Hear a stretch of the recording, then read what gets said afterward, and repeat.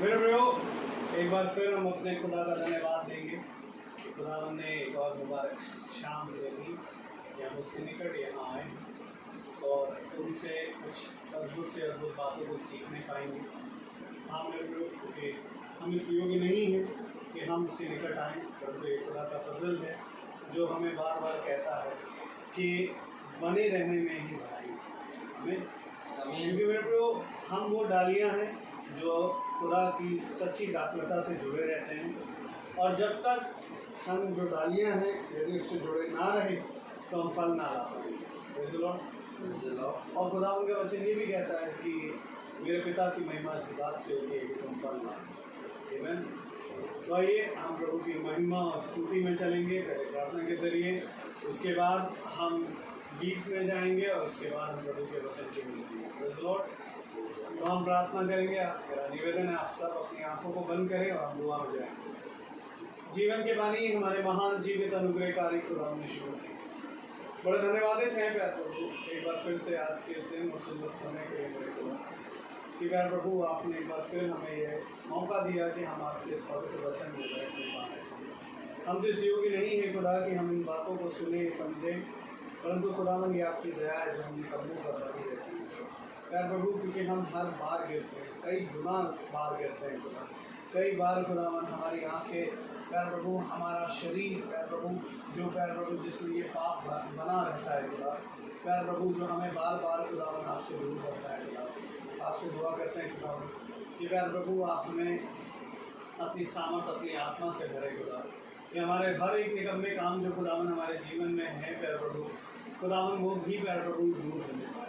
हमारा भरोसा खुदावन तेरी आत्मा पर है प्यार प्रभु, इसलिए प्यार प्रभु हमें प्यार प्रभु तेरे वचन में बने रहना में आनंद आता है खुदा, और चाहते हैं खुदावन की वो आप ही है प्यार प्रभु, आपका दाहिना हाथ ही है जो हमसे ये कहता है कि देख चाहे तेरे पाप जिस भी रंग के हो, मैं उन्हें हिम के समान श्वेत रखने करने की सामर्थ रखता हूँ। हाँ मेरे खुदा, आपसे दुआ करते हैं दिन भर में जो भी गलती भूल चुक अपराध हुए और प्यार प्रभु जो जानबूझ कर हुए खुदा, देखने के द्वारा, करने के द्वारा, बोलने के द्वारा या विचारों के द्वारा, उन सब के लिए आपसे क्षमा चाहते हैं। प्रार्थना करते हैं खुदावन कि आप आए सफर तक एक चार्ज लें, जो बातें ज़रूरी उन्हें हमें देखने का फसल दें। प्यार प्रभु जी भाई के मुंह का टेक चार्ज लें खुदावन, भाई प्यार प्रभु मुँह भाई का हो बोलना आपकी ओर से होने पाए। हर एक बात में आपके जीवन प्यार प्रभु, हमारे जीवन से आपको आदर और महिमा मिले, हमारे जीवन से आप बड़े और हम घटे। ये प्रार्थना मिलती है आपके बेटे प्रभु यीशु मसीह के नाम से उसके नाम से दया से सुने हुए करें। आमीन। Praise the Lord, hallelujah. आइए गीत गाएंगे और हम गीत गाएंगे गीत नंबर 13, प्रभु मेरा जीवन तूने कितनी आशीषों से भरा।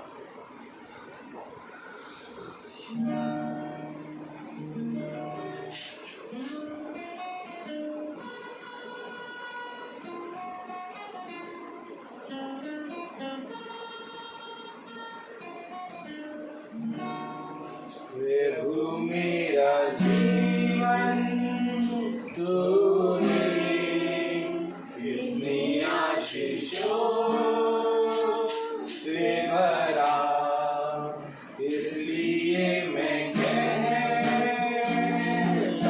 हूँ कि तुझसे प्यार है मुझे, इसलिए मैं कहता हूँ कि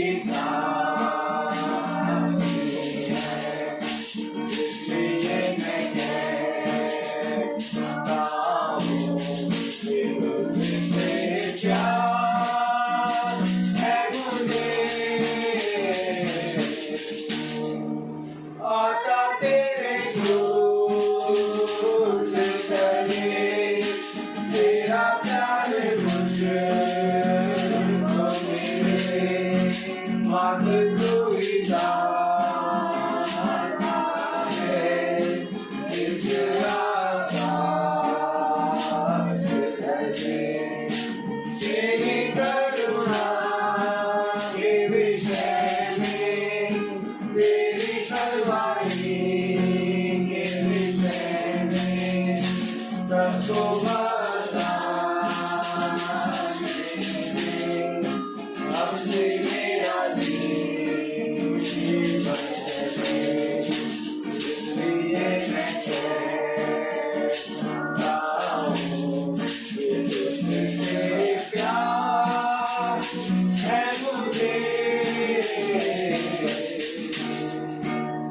Praise the Lord। Praise the Lord।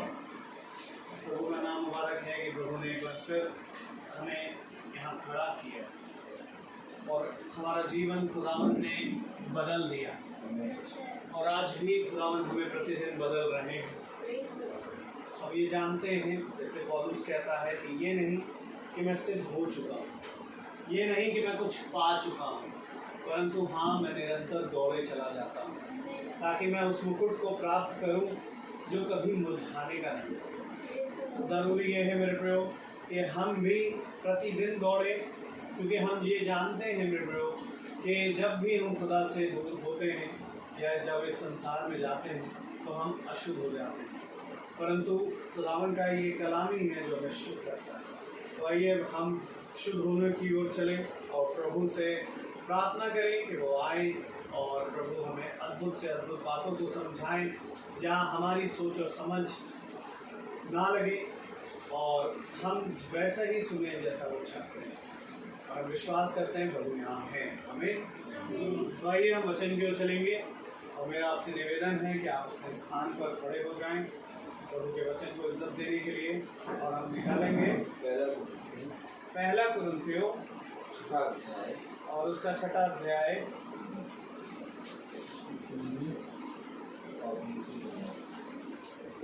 और उसकी 19वीं और 20वीं आयत को हम एक साथ पढ़ेंगे। पहला कुरिन्थियों 6वां अध्याय और उसकी 19 और 20 आयत को पढ़ेंगे।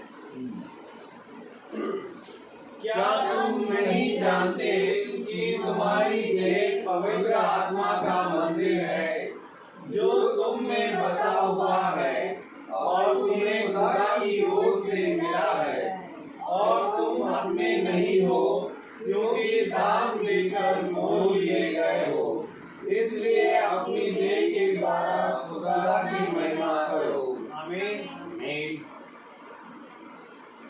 खुदावन का पवित्र वचन, इस पवित्र वचन को खुदा हम निकम्मों को समझने और इस पर चलने की सामर्थ प्रदान करे।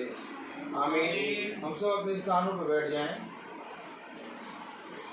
एक बार फिर खुदा ने हमें ये मौका दिया कि हम उसके पवित्र वचन को जानें, क्योंकि उसका पवित्र वचन क्या है उसको जानने के लिए थोड़ा हमें देह और आत्मा दोनों में परिश्रम करना होगा, क्योंकि देह आत्मा के बिना अधूरी है और आत्मा देह के बिना अधूरी है। ये देह खुदा का मंदिर है। उसने कहा मैं तुम्हारी देह में वास करूंगा और उसमें होकर चला फिरा करूंगा। लेकिन वचन हमें बताता है एक तरफ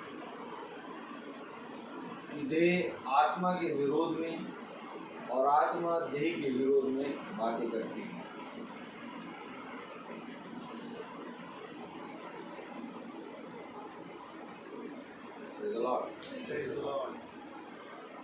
देखिए वचन हमें बताता है कि जीवन के वृक्ष का फल और मृत्यु के वृक्ष का फल, फल दोनों हैं,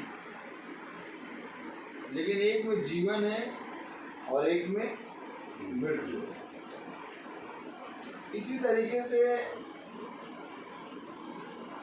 देह आत्मा के विरोध में और आत्मा देह के विरोध में बातें करता है, लेकिन एक तरफ देह खुदा का मंदिर है और इस देह में खुदा चलता फिरता है। अब इसको हमें समझना होगा, क्योंकि एक तरफ वचन बताता है कि क्या तुम नहीं जानते कि तुम्हारी देह पवित्र आत्मा का मंदिर है जो तुम में बसा हुआ है और तुम्हें खुदा की ओर से मिला है, और तुम अपने नहीं हो क्योंकि दाम देकर मोल लिए गए, इसलिए अपनी देह के द्वारा खुदा की महिमा। क्या तुम नहीं जानते कि तुम्हारी देह पवित्र आत्मा का मंदिर है? आमीन आमीन। एक देह है यहूदा इस्करियोतियों की और एक देह है यीशु मसीह की। यीशु मसीह भी उसी देह में मूवमेंट कर रहा है जिस देह में यहूदा इस्करियोती मूवमेंट कर रहा है, लेकिन यीशु मसीह की देह उसकी आत्मा के वश में है, लेकिन यहूदा इस्करियोती की देह उसकी आत्मा के वश में नहीं है। यही एक कारण था कि यहूदा इस्करियोती हमेशा हमेशा हिसाब किताब में लगा रहता था। वो आत्मा को भी पकड़ना चाहता था और देह को भी नहीं खोना चाहता था। इसी तरीके से आज हमारे पास भी खुदा ने हमें दे दी है। अब इस देह में पवित्र आत्मा का मंदिर भी बन सकता है और इसी देह में शैतान भी आ सकता है।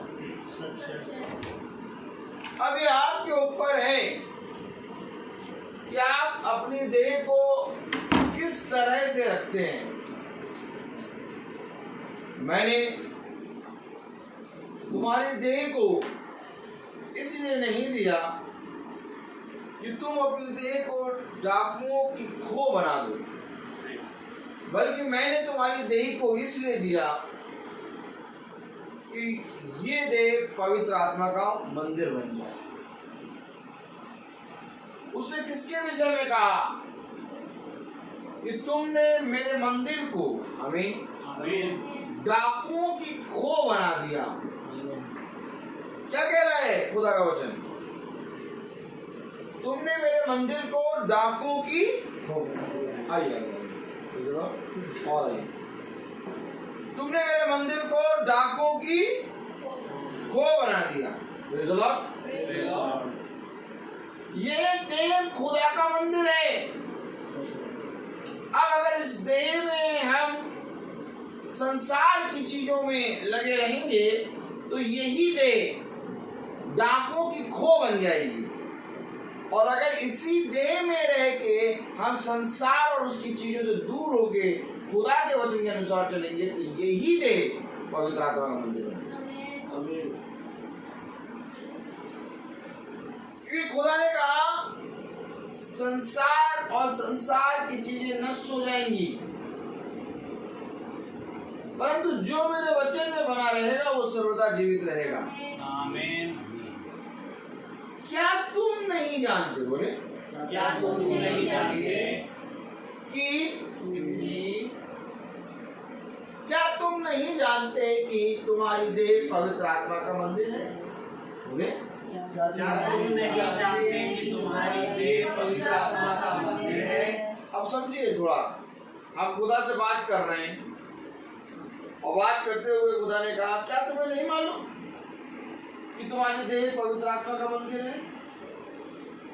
आखिर प्रभु हमसे ऐसा क्वेश्चन क्यों कर रहा है कि क्या तुम नहीं जानते कि तुम्हारी देह पवित्र आत्मा का मंदिर है? क्योंकि जब तुम पाप करते हो तो तुम किसी और के विरोध नहीं बल्कि अपने देह के विरोध में पाप करते हो।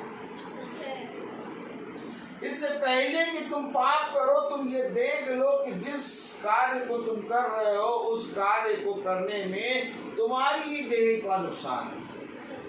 तब खुदा कहता है कि क्या कोई मनुष्य अपनी देह को नुकसान पहुंचा सकता है? कब खुदा का कलाम कहता है क्या मनुष्य अपने देह के बारे में विरोध में कोई कार्य कर सकता है? कभी भी देखिए मनुष्य अपनी देह के विरोध में कभी नहीं कार्य करता है। क्यों? क्योंकि उसको मालूम है ये मेरी देह है। आमीन। आज तक देखिए कितनी चीजें टूटी फूटी, सब कुछ टूटा फूटा, लेकिन हमारी देह, हम अपनी देह को टूटने फूटने स्थान से दूर रखते हैं। क्यों दूर रखते हैं? क्योंकि हम जानते हैं कि हमारी देह है, हम इसको बहुत अच्छे से रखते हैं। आमीन। तो ये देह, क्या तुम नहीं जानते कि तुम्हारी देह पवित्र आत्मा का मंदिर है? हालेलुया। क्योंकि आज इस देह के विरोध में जब हम पाप करते हैं तो हम, मेरे प्यारे भाई बहनों, खुदा के विरोध में चलने लगते हैं। क्योंकि खुदा का वचन हमें क्या बताता है? क्या पाप हम कर रहे हैं जो देह के विरोध में कर रहे हैं? क्योंकि तुम मोल दे के खरीदे गए हो, क्योंकि तुम में मेरा आत्मा वास कर रहा है। अब जब तुम में मेरा आत्मा वास कर रहा है तो तुम्हें ये मालूम होना चाहिए कि तुम्हारे देह के विरोध में क्या कार्य हैं और तुम्हारे देह के लाभ में क्या कार्य हैं। आइए इसको देखेंगे हम। क्योंकि तुम नहीं जानते कि तुम्हारी देह पवित्र आत्मा का मंदिर है। क्या तुम नहीं जानते? जो तुम में बसा हुआ है। आमीन। अच्छा, जो बसा हुआ है वो पवित्र आत्मा है, ठीक है। अब जो बसा है वो पवित्र आत्मा है, तो मेरे प्यारे भाई बहनों, और तुम्हें खुदा की ओर से मिला और तुम अपने नहीं हो। आमीन। अर्थात हम स्वयं अपने नहीं हैं, जो हमें खुदा की ओर से मिला है।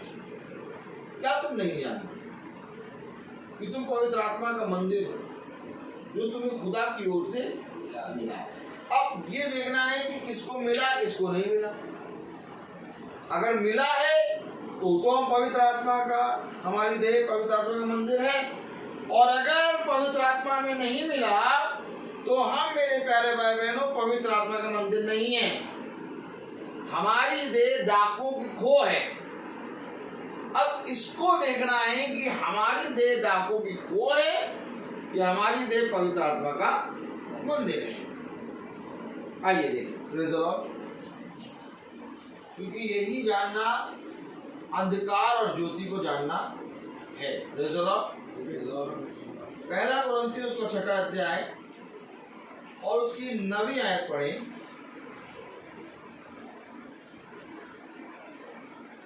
क्या नहीं जानते कि अज्ञानी लोग खुदा के राज्य के वारिस ना होंगे? फिर यहीं पर कहा प्रभु ने, क्या तुम नहीं जानते? वहां पर भी कह रहा क्या तुम नहीं जानते, यहाँ पर भी कह रहा क्या तुम नहीं जानते? खुदा के राज्य के वारिस ना होंगे। अभी वहां पर कह रहा है क्या तुम नहीं जानते कि तुम्हारी देह पवित्र आत्मा का मंदिर है जो तुम्हें खुदा की ओर से मिला है। इसलिए ये देह तुम्हारी नहीं बल्कि इस देह को दाम देके खरीदा गया है। अब एक तरफ बात करा क्या तुम नहीं जानते कि अन्यायी लोग,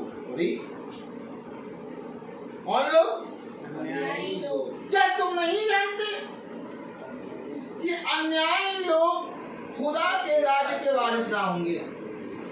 अगर पवित्र आत्मा हमें मिला है, अगर हमारी देह पवित्र आत्मा का मंदिर है, ऑलरेडी हम खुदा के राज्य में हैं। Amen. और अगर हमारी देह पवित्र आत्मा का मंदिर नहीं है तो हम खुदा के राज्य में नहीं हैं।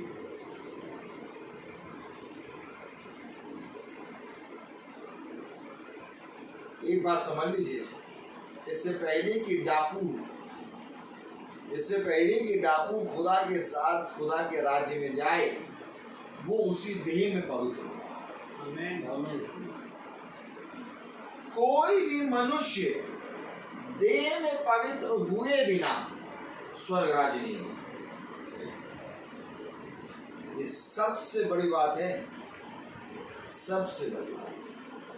पूरी बाइबल में उत्पत्ति से मलाकी और मती से प्रकाशित वाक्य तक की पुस्तक में कोई मनुष्य ऐसा नहीं है जो पहले देह में अपवित्र रहे परंतु आत्मा में चला जाए खुदा के राज्य नहीं। सबसे पहले देह में पवित्र होगा और फिर खुदा के राज्य में पहुंचेगा। Amen. ये एक योजना है, क्योंकि पाप देह से हुआ है, इसलिए सबसे पहले देह पवित्र होगी और तब द्वार खुलेगा स्वर्ग राज्य का। Amen. अगर आप कहें कि भैया देह में तो हमने बहुत पाप कर लिए हैं, अब हम उस आते स्वर्ग राज पहुंच जाएंगे, तो स्वर्ग राज नहीं पहुंच पाएंगे आप। स्वर्ग राज के लिए आपको अपनी देह में पवित्र होना होगा। Amen. यही एक कारण है जो आयत कहती है पवित्र बनो, क्योंकि मैं पवित्र हूँ। Amen. अच्छा, पवित्र तुम क्यों हो? क्योंकि मैं देह और आत्मा दोनों में पवित्र हूँ। ऐसा नहीं कि प्रभु आत्मा में है, ऐसा नहीं कि केवल लिखा है कि पवित्र खुदा आत्मा है। इससे पहले कि खुदा आत्मा है, खुदा देह में भी है, और उसने देह के विरोध में कोई भी पाप नहीं किया। वो निष्कलंक है, वो देह और आत्मा दोनों में पवित्र है। इसलिए वो कह रहा है पवित्र बनो। किसमें बने? देह में। Amen.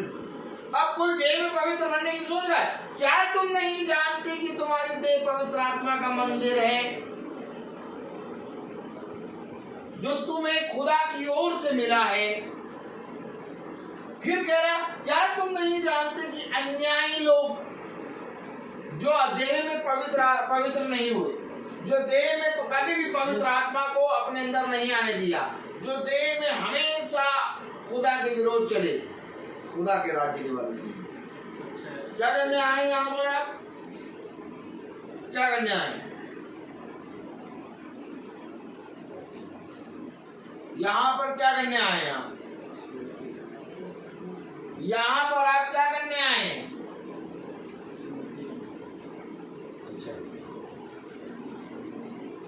यहाँ पर आने का मकसद क्या है? अनंत जीवन. अनंत जीवन, स्वर्ग के राज्य में प्रवेश करना। Amen. बाइबल को लेके खोलने का मकसद क्या है? स्वर्ग राज्य में प्रवेश करना। Yes. Amen. अगर स्वर्ग राज्य में प्रवेश नहीं करेंगे तो बाइबल को खोलना, बाइबल को पढ़ना, प्रार्थना मीटिंग में जाना, सब व्यर्थ। सच है. Amen. क्योंकि बाइबल यहाँ की पुस्तक नहीं है।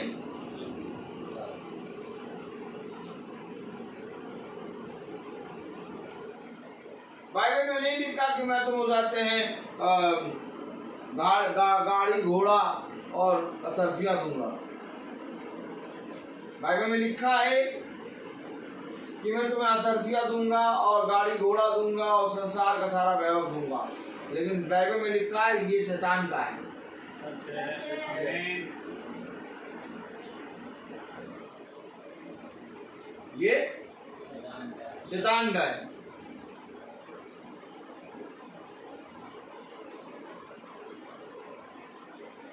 आज लोगों ने ये प्राप्त तो कर लिया, लेकिन स्वर्ग राज को भूल गए। सही बात है।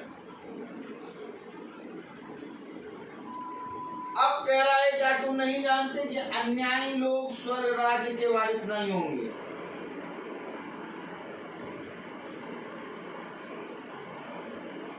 अन्यायी लोग स्वर्ग राज्य के वारिस नहीं होंगे। अब बताइए,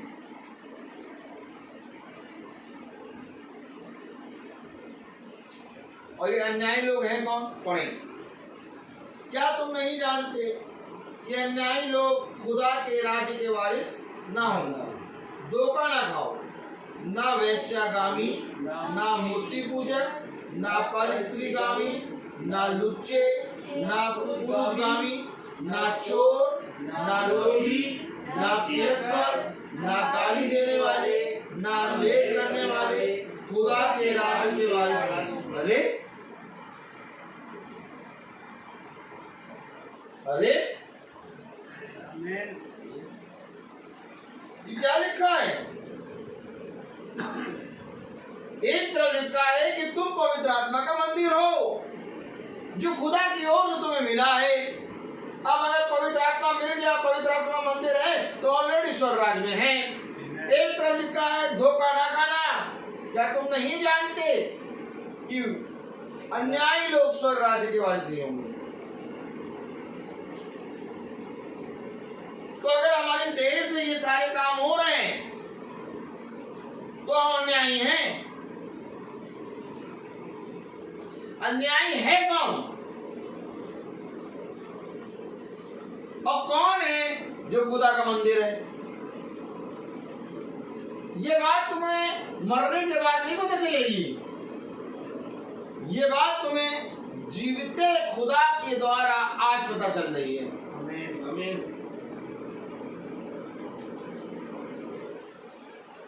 तो क्या वे अन्यायी लोग हैं क्या? खुदा के राज्य में प्रवेश नहीं कर पाएंगे क्या? कौन खुदा के राज्य में प्रवेश नहीं कर पाएगा?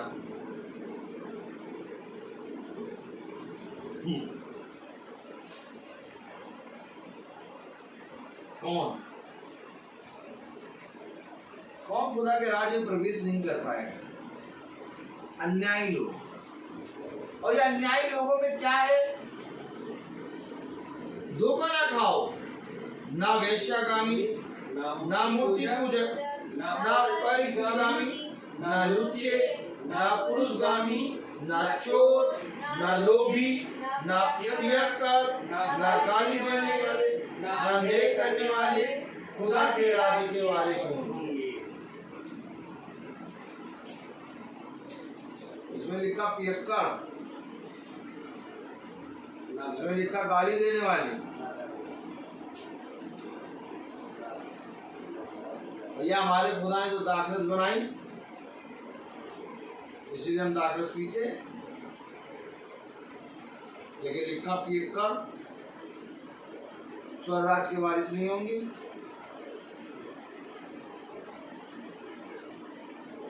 खुदा ने दाखरस बनाई तुम्हारे शरीर की चंगाई के लिए, ना कि उसमें डूबकर गाली और संसार की बातों में बोलने। सही बात है। क्योंकि दाखरस भी एक दवाई है। इसलिए खुदा का कलाम हमें बताता है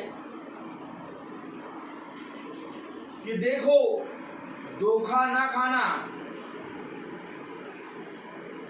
ये जरूरी नहीं है कि दाखरस एक दवाई है तो इस दवाई को टॉनिक समझ के रोज लेना है। ये भी जरूरी नहीं है कि ये दाखरस एक दवाई है तो हर एक मनुष्य को लेना चाहिए। कहीं नहीं लिखा कि आपको लेना ही लेना है।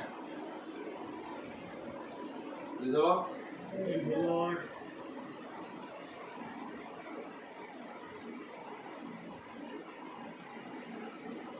लूका की पत्री,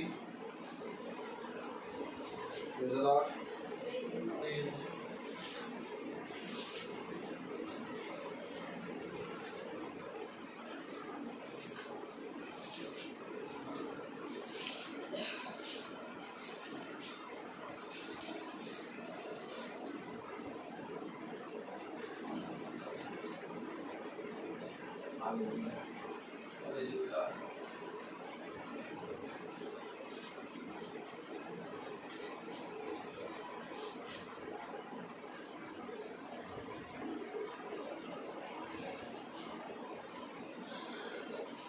आयत, पहला अध्याय 15वीं आयत पढ़ें।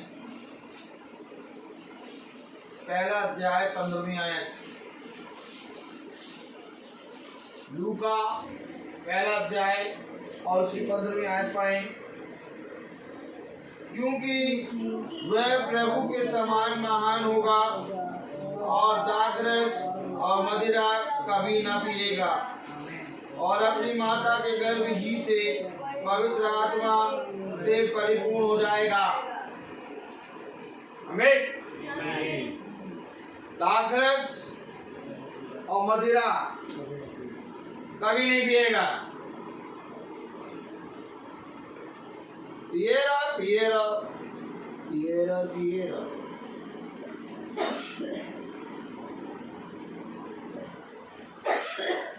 पिएरा और बाइबल कह रही दाखरस और मदिरा कभी ना पिए।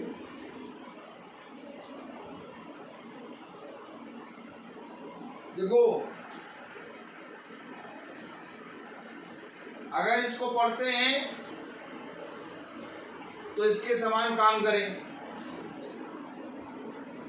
और अगर इसको पढ़ते हैं और इसके समान काम नहीं करते तो ये चोरी है।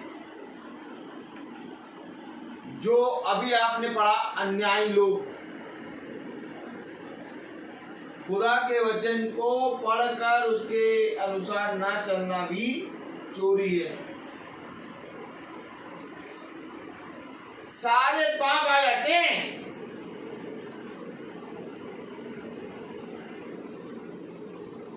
अर्थात कलाम बता रहा है, पढ़े, क्या तुम नहीं जानते कि अन्यायी लोग खुदा के राज्य के वारिस ना होंगे? धोखा ना खाओ, ना वेश्यागामी, ना मूर्ति पूजक, ना परस्त्रीगामी, ना लुच्चे, ना पुरुषगामी, ना चोर, ना लोभी, ना पियक्कर, ना गाली देने वाले, ना अंधेर करने वाले खुदा के राज्य के वारिस होंगे। और तुम में से कितने ऐसे ही थे, परंतु तुम प्रभु यीशु मसीह के नाम से और हमारे खुदा के आत्मा से धोए गए और पवित्र हुए और धर्मी रहे। पहले क्या हुआ? धुलाई।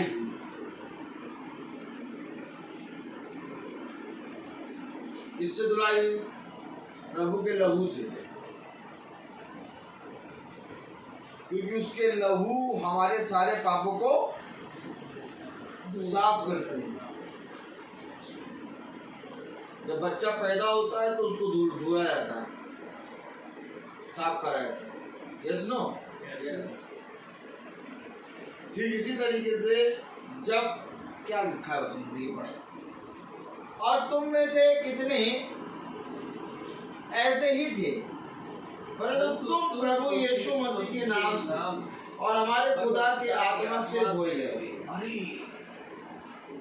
तो जैसे हम पैदा हुए तो एक बार हम धोए गए, वैसे ही आज एक बार फिर से प्रभु ने हमारी देह को धोया है।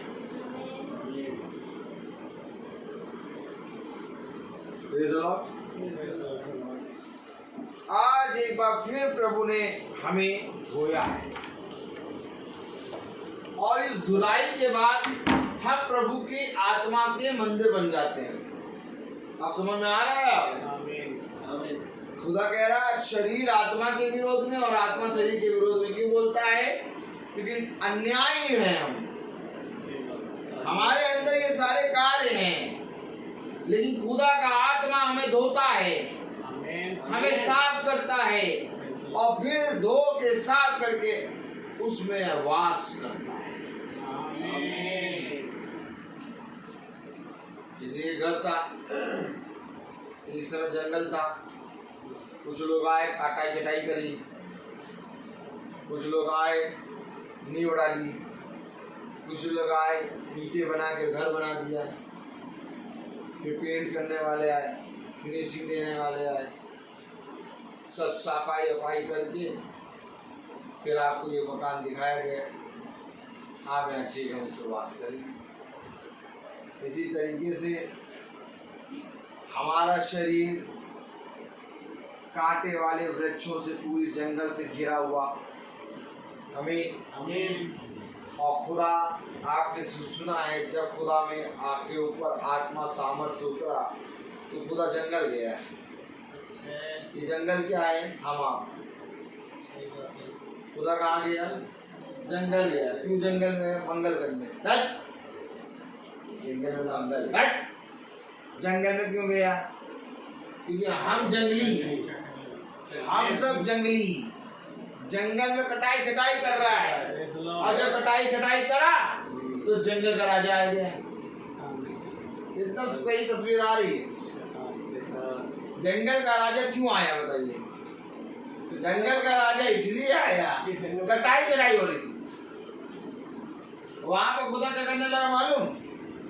जंगल में प्रभु क्या करने लगा? स्वर्ग पे घर तैयार करने लगा, नींव डालने लगा। अगर नींव डाला, कटाई चटाई हो रही, तो जंगल में कौन? शैतान आगे खड़ा हो गया। ये क्या कर रहा हूं? ये क्या कर रहा हूं? ये तो सब मेरा राज्य है, मेरे सामने झुको, मैं तुम्हें सारा राज्य दे दूंगा। मैं आपको सच कह रहा हूं, आज बाइबल तो हम बहुत पढ़ते हैं कि खुदा पवित्र आत्मा की सामर्थ्य भरा और जंगल चला गया और वहां शैतान आ गया, उसकी परीक्षा ले रही थी। अभी किसी जमीन पे जाइए, आप काम शुरू कर दीजिए, थोड़े दिनों में कुछ लोग आ जाएंगे परीक्षा लेंगे, क्या कर रहे हो भैया, ये जमीन हमारी? क्योंकि जमीन श्रापित हो गई थी। उत्पत्ति में खुदा ने कहा भूमि तेरे कारण श्रापित है। अब श्रापित होने के कारण शैतान उस पर राज कर रहा है। अब उसी श्रापित भूमि पर खुदा खड़ा है, तो खुदा खड़ा है तो कटाई चढ़ाई। तो ये काम हो रहा था क्या? यस, दिखाई दे रहा हो? ये काम हो रहा है। खुदा ये काम करने गया जंगल में, धुलाई हो रही है जंगल की, धुलाई, कटाई छटाई हो रही है। कटाई छटाई में अजगर निकल ले, सांप निकल ले, बंदर निकल ले, बंदरियां निकल ले, सारे किस्म के जानवर निकल ले। जब खुदा का वचन आदमी को सुनाओ तो एकदम सेम तरीके के जानवर आदमी के अंदर से निकलते हैं। काटेगा, चिल्लाएगा, विरोध में बातें करेगा। ये सारे जितने भी कैरेक्टर है ना, ये पशु की छाप के हैं,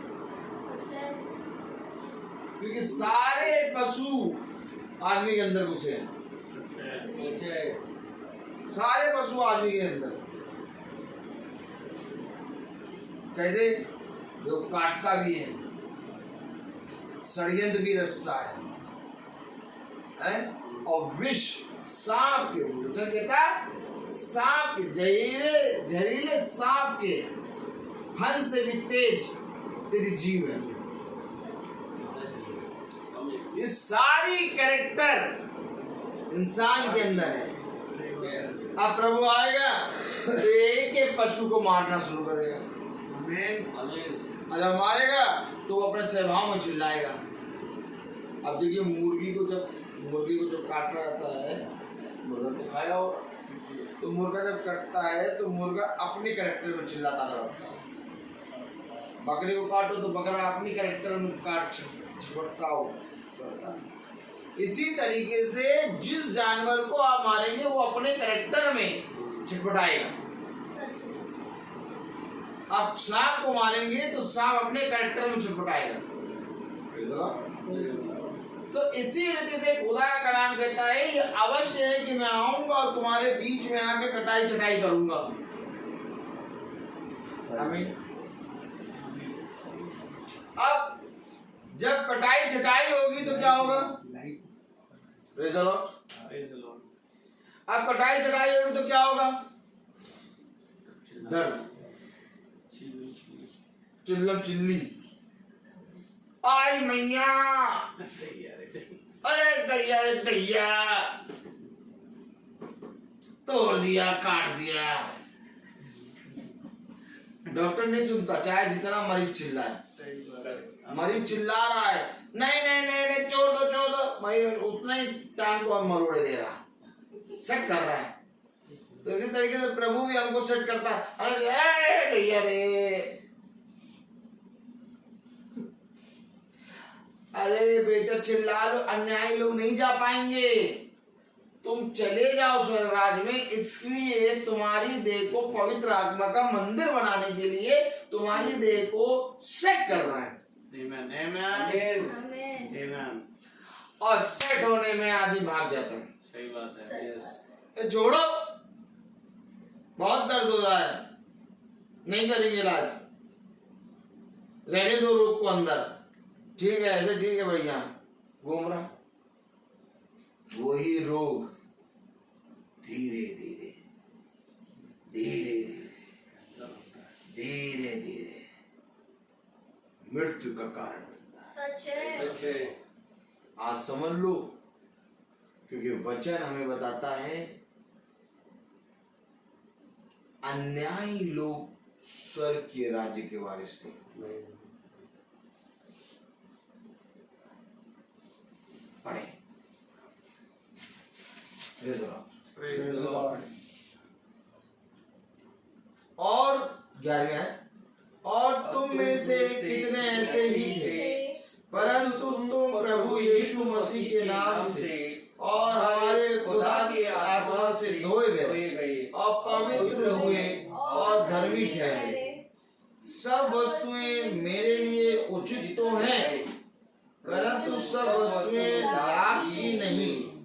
सब वस्तुएं मेरे लिए उचित हैं, परंतु मैं किसी बात के अधीन ना होऊंगा। ये देखिए, अब ये कौन बोल रहा है? जो पवित्र आत्मा का मंदिर है। कह रहा उचित है लेकिन लाभ की नहीं। सब वस्तुएं मेरे लिए उचित तो हैं, लेकिन मैं किसी के अधीन नहीं होऊंगा। क्यों नहीं होऊंगा अधीन? क्योंकि मैं ऑलरेडी दाम देके खरीदा जा चुका हूं।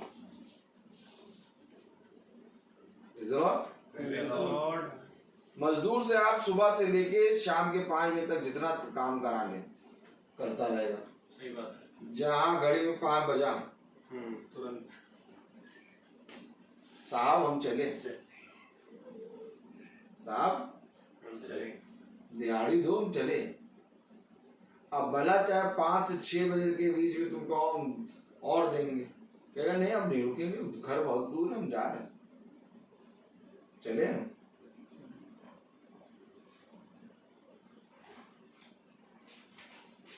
हमारा इस संसार में ऐसे ही जीवन होना चाहिए। इस संसार में हम हैं, काम कर रहे हैं सब, लेकिन किसी के अधीन नहीं है, किसी के अधीन नहीं। क्योंकि हमें मालूम है 5 बजेगा हम चल देंगे। हमें मालूम है कि हमारे खुदा की एक मीटिंग है, हमें उसमें जाना है। आमीन। हमें मालूम है कि हमारा खुदा हमारे लिए आके इंतजार करेगा। अब तुम चाहे जो कुछ भी दे दो, हम नहीं देखेंगे, हम मीटिंग में जाएंगे। यही अंतर है पवित्र आत्मा के द्वारा चलाए गए काम और यही अंतर है अन्याय के द्वारा चलाए गए मनुष्य में। ऐसा नहीं कि पवित्र आत्मा का जो चलाया गया मनुष्य है वो गलती नहीं करता, गिरेगा, गलती करेगा।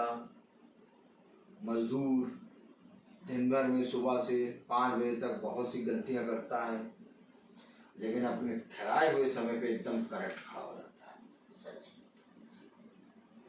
ये है खुदा का वचन।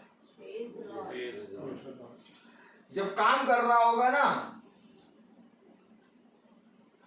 तो सारे आदमियों की तरह लगेगा, एक सा लगेगा। लेकिन जब उसका समय होगा तो सारे आदमियों से अलग होके किनारे खड़ा हो जाएगा, मैं जा रहा हूं। सही बात है। आमीन। लेकिन जो हुआ है ना, कौन? अन्यायी लोग। अन्यायी लोग कैसे मालूम?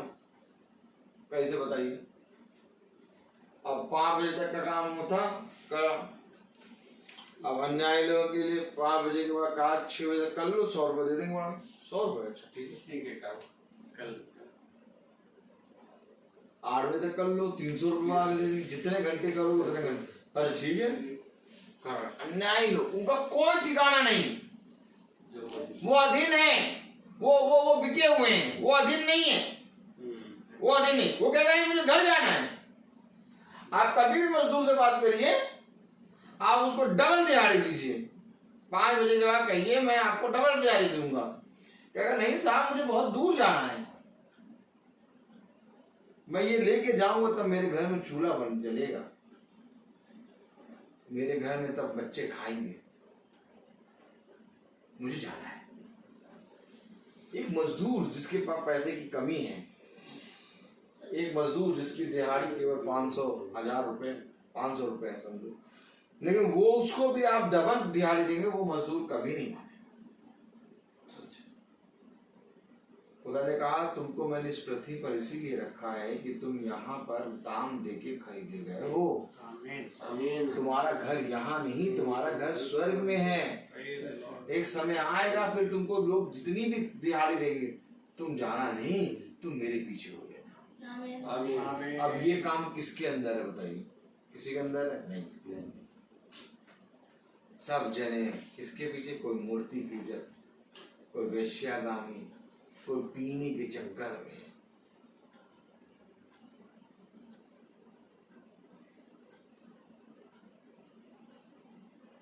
सब कुछ रख रख के घूम रहा है। क्या कह रहा वचन देखिए, सब वस्तुएं मेरे लिए उचित तो हैं, परंतु सब वस्तुएं लाभ की नहीं। सब वस्तुएं मेरे लिए उचित हैं, परंतु मैं किसी बात के अधीन ना होऊंगा। भोजन पेट के लिए और पेट भोजन के लिए है, परंतु खुदा इसको और उसको दोनों को नष्ट करे। ये बात मालूम है, नष्ट होगा। क्या होगा? भोजन भी और पेट भी। सच है, भोजन भी नष्ट होगा और पेट भी नष्ट होगा। अब ये बात किसको मालूम है? जिसको जो मंदिर है, इसलिए वो अधीन नहीं हो रहा। आमीन। और वो अन्यायी लोग नष्ट होने वाली चीज के पीछे ऐसे भाग रहे हैं मानो वो कभी नष्ट ना होगी। देखिए आज संसार में लोग ऐसा भाग रहे हैं, ऐसा कार्य कर रहे हैं जैसे पता नहीं कभी नष्ट ही नहीं होगा। लेकिन खुदा कह रहा भोजन भी नष्ट होगा और पेट भी नष्ट होगा। पढ़े आगे, परंतु देह व्यभिचार के लिए नहीं वरन प्रभु के लिए है, और प्रभु देह के लिए है। देह व्यभिचार के लिए नहीं वरन प्रभु के लिए है, और प्रभु देह के लिए है।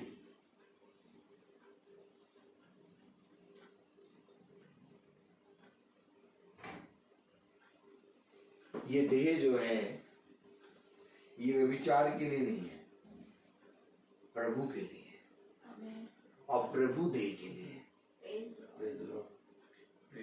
व्यभिचार भी मूर्ति पूजक के बराबर है। सच है। आज अगर आप अपनी देह से व्यभिचार करते हैं तो आप मूर्ति पूजक को पूजते हैं। ध्यान रहे, प्रभु के प्रति ईमानदार बनो, क्योंकि देह व्यभिचार के लिए नहीं प्रभु के लिए है, और प्रभु देह के लिए है। अपने आप को पवित्र करो, क्योंकि ऐसे लोग स्वर्ग राज्य में नहीं जा पाएंगे। अन्यायी लोग, पढ़े आगे। खुदा ने अपनी सामर्थ से प्रभु को जिलाया और हमें भी जिलाएगा। क्या तुम नहीं जानते कि तुम्हारी देह मसीह के अंग है? तो क्या मैं मसीह के अंग लेकर उन्हें वेश्या के अंग बनाऊं? कदापि नहीं। क्या तुम नहीं जानते कि तुम्हारी देह खुदा का अंग है? और जब इस देह से हम व्यभिचार करते हैं तो हम खुदा के अंगों को ले जाकर दूसरों के सामने रखते हैं। क्या लिखा है? अगर इस लिखे हुए को हम जान जाएं तो हमारे अंदर से व्यभिचार, मूर्ति पूजा और चोरी, लुचपन, पराई स्त्री गमन और वेश्यागमन, व्यभिचारी और अनर्थ काम करने वाले और गाली बकने वाले और पियक्कर बना, ये सब दूर हो जाए। एक बार हमें ये मालूम हो जाए कि हमारी देह पवित्र आत्मा का बना। अब जैसे हमें मालूम है कि ये बाइबल है, कितने को मालूम है? ये सबको मालूम, अच्छा हमको नहीं मालूम। तो ये बाइबल है, ठीक, सबको मालूम है ये बाइबल है। अब कोई जना इस बाइबल पे जूता रख के खड़ा होगा? नहीं। कभी भी नहीं। कभी बताइए, कभी नहीं खड़े होंगे ना? कभी नहीं खड़े होंगे। तो इस देह को जो प्रभु का अंग है, ये वचन प्रभु का अंग है, तो इस देह को हम दूसरों को नीलाम करते हैं, दूसरों के सामने हम इसकी नुमाइश करते हैं, बेचते हैं। आपने देखा है सामान को बिकते हुए? वैसे ही जब हम व्यभिचार करते हैं तो प्रभु के वचन को नीलाम करते हैं। जैसे एक स्त्री को बाजार में लाके बेचा जाता है, ये सबसे बड़ा पाप है और सबसे ज्यादा शर्म वाली बात है कि किसी स्त्री को बाजार में खड़ा करके बेचा जाए। इसी तरीके से हम प्रभु के अंग को, जो देह प्रभु का अंग है और ये देह प्रभु की है और प्रभु की ये देह है, और जब हम व्यभिचार करते हैं तो हम इसी देह को बाजार में रख के नुमाइश करते हैं। ये तो बाइबल के ऊपर पैर रख के चलने से भी बड़ा गुनाह है। तब खुदा कहता है कि तुम होठों से तो प्रभु प्रभु करते हो। प्रभु प्रभु का ये वचन है। प्रभु ने कहा अपने बैरियों को क्षमा करो। होठों से तो प्रभु प्रभु, परंतु मन से पाप करते हो। सच है, तुम्हारा मन मुझसे बहुत दूर है।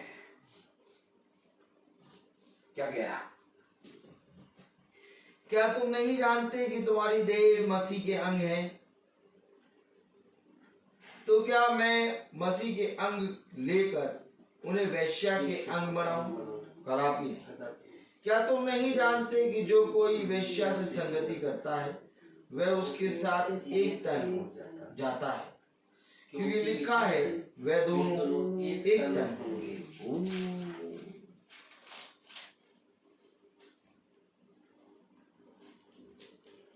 ऐसा है क्या?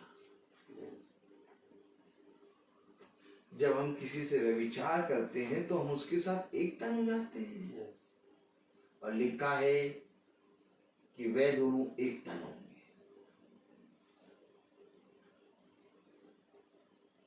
ये बातें कौन बताएगा? आ मनुष्य क्षण में पाप करता है, आ मनुष्य क्षण में व्यभिचार करने लगता है, आ मनुष्य क्षण में गाली बकने लगता है, क्रोध करने लगता है। अन्यायी लोग कभी भी स्वर्ग के राज्य के वारिस नहीं होंगे। एक छोटा सा जीवन मिला है हमें, जिसकी गिनती शायद हमारे गिनने में आए तो 80 और 90 और 100। अक्कड़ बक्कड़ बम्बे रो 80 90 पूरे 100, बस बहुत ज्यादा 100। सही बात है। और ये 100 की गिनती कब पार होगी आपको पता भी नहीं चलेगा। 60-70 तक तो आप कहेंगे कहाँ जाए कहाँ ना जाए। 80-90 में तो कहेंगे बस बहुत जी लिए। लेकिन मेरे प्यारे भाई बहनों, एक जीवन है जो खुदा ने हमारे लिए आपके लिए स्वर्ग में रखा है, और उस जीवन के लिए प्रभु कह रहा है कि तुम दाम देके खरीदे गए हो।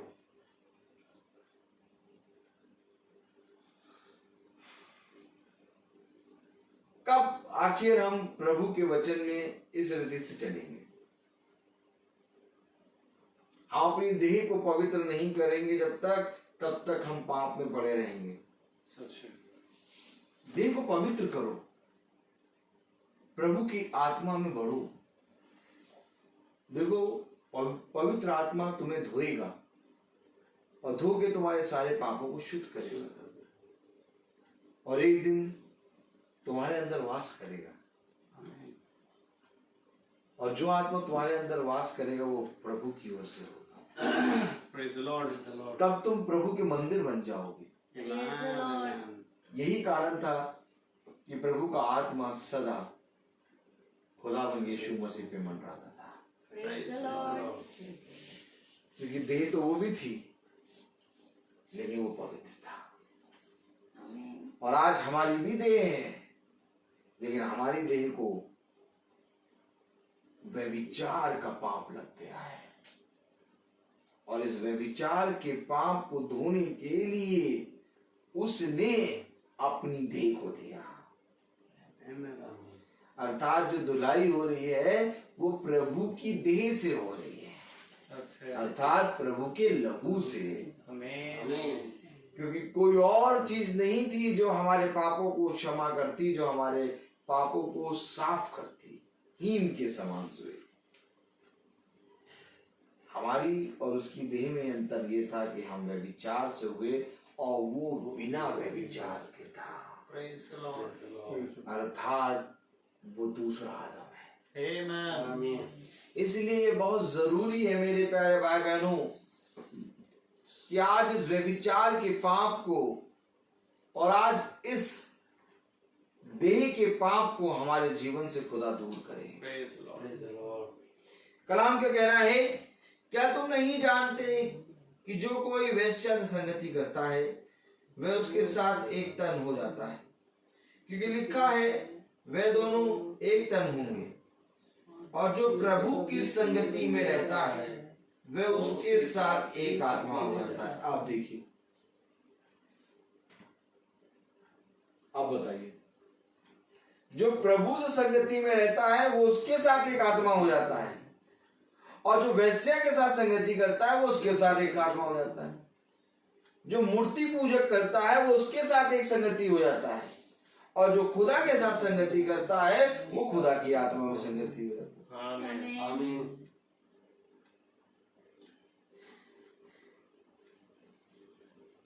जिससे संगति तुम करोगे उससे तुम एक तन हो जाओगे। सही बात है। और अगर तुम खुदा के साथ संगति प्रतिदिन कर रहे हो तो तुम इसके साथ एक आत्मा हो। आमीन। आमीन। कलाम में क्या लिखा, पढ़े? और जो प्रभु की संगति में रहता है वह उसके साथ एक आत्मा हो जाता है। व्यभिचार से बचे रहो। जितने अन्य पाप मनुष्य करता है वह देह के बाहर है, परंतु व्यभिचार करने वाला अपनी ही देह के विरुद्ध पाप करता है। अब आप समझे,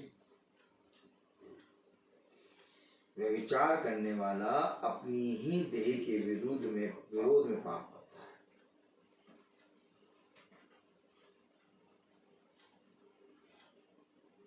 और जब हम मूर्ति के सामने झुकते हैं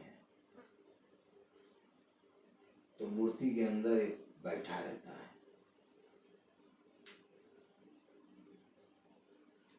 और जब हम उसके सामने झुकेंगे तो वो मूर्ति के अंदर जो बैठा है उसके साथ संगति होती है। समझिए वचन। सही बात। क्योंकि अगर आप बहुत ध्यान से पढ़ेंगे 70वीं आयत तो आपको पता चलेगा। और जो प्रभु की संगति में रहता है वह उसके साथ एक आत्मा हो जाता है। अगर हम प्रभु के साथ संगति कर रहे हैं तो उसके साथ एक आत्मा हो जा रहे हैं। और अभी आपने पढ़ा वैश्यगमन, मूर्ति पूजक, और अगर आप मूर्ति के साथ संगति कर रहे हैं हम उसके साथ एक क्योंकि मूर्ति के अंदर एक आत्मा रहती है। यस, ये बात हमेशा समझिए। यस, मूर्ति के अंदर एक आत्मा होती है। सही बात है। और वो है दुष्ट आत्मा। सच है।